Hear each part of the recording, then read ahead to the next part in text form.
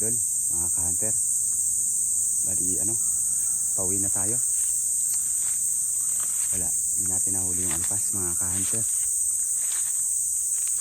Andiyan na kanya ka-hunter sa baba yung alpas na yun, no? Ngayon ando na, oh. Imbis na lumapit, lumayo lalo. Hinabol ko yung inahin, mga ka-hunter, kasi wala naman akong balak habulin talaga, ka-hunter yun.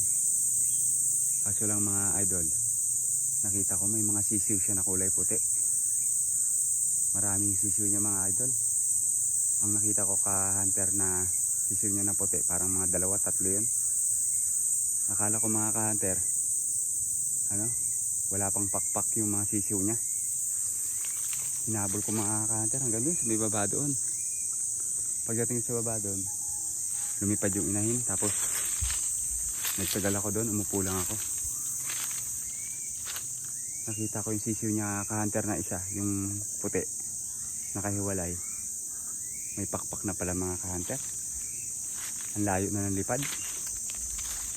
Pansa ko, nasa 2 buwan na yung edad ng labuyo na yan, yung sisiw na yan. O lagpas. Doon sila, ka-hunter, oh. Sa baba ngayon.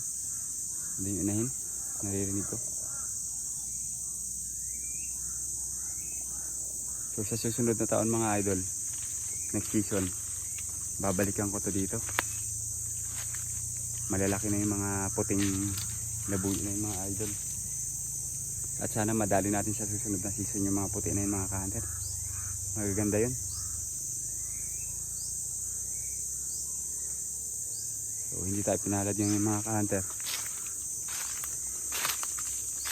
So paano, mga idol, hanggang sa susunod na lang. Salamat sa panonood.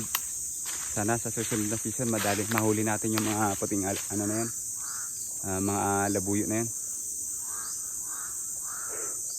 So ganito mga idol.